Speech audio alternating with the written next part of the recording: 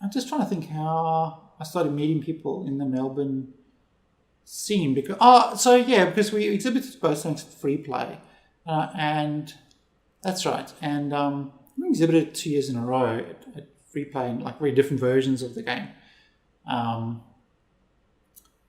and met a few people there, and I think I heard about the IGDA meetups, the International Game Developers Association Melbourne chapter has meetups, and you can go even if you're not a member. And so I went to a couple of those, and I met Harry Lee at one of them, and he was going to start a short game design course, and that sounded like a really good thing to do because I don't have any game design background in terms of education or anything, so I thought that would be a really interesting thing to do. And so that was kind of eye-opening because it kind of exposed me to a lot of things I hadn't seen before, and kind of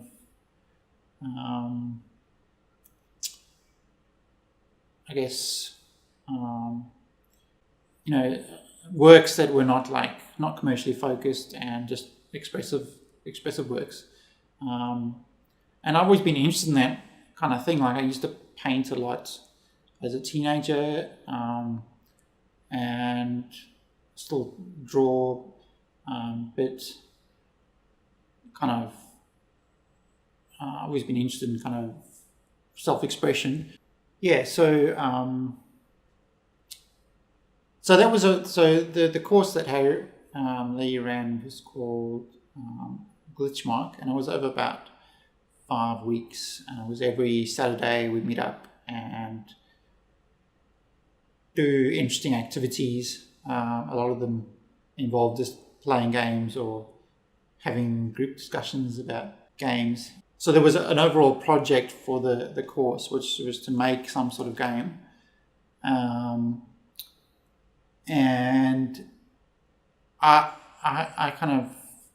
done a lot of painting before, and I really love the texture of paint, like smearing colors over a blank canvas, and so I kind of wanted to make something that kind of imitated that feeling of like joyful kind of expression of color. And so my attempt to do that was a game called action painting, where you kind of control the little avatar that jumped around, and then paint kind of just like spurted out of them wherever they went. And he had like very little control over like the image that you were making, but I kind of like that aspect of it. So so you never know like what sort of work you're going to end up with.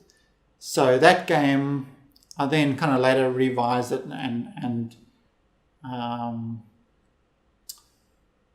added some extra bits to it, which I don't know if they improved it or not, but they kind of, I guess, changed it a bit, made it a bit more about kind of being creative in the constraints of like having a day job and not having enough time and not having enough money and that sort of thing. And then that game was called Action Painting Pro, and that was I emailed it to a few journalists who had covered Boson X before and who kind of thought might like it, and it got written up in Rock Paper Shotgun, and Philippa Wire wrote about it in The Wire. Wired, sorry, not The Wire. And so that was quite nice as well, and it was nice to have that. So it was just really fulfilling to feel that you were kind of connecting with people. Oh, and Kay Williams actually she was the first person who was kind of like, it really seemed to seemed to resonate with her, and she kind of she could kind of relate to what it was about. So it felt like that was really nice to feel like you're actually like connecting with someone through something you made. So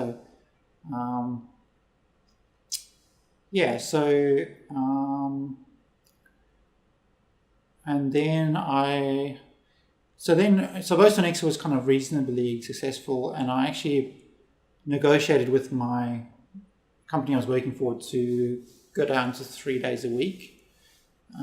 So that gave me a lot more time to kind of just work on passion projects and things like that. So I'm not really sure if I spent that time that wisely, because I ended up building my own game engine and stuff. But I did produce a lot of small, little kind of experimental works, and that was really fun. And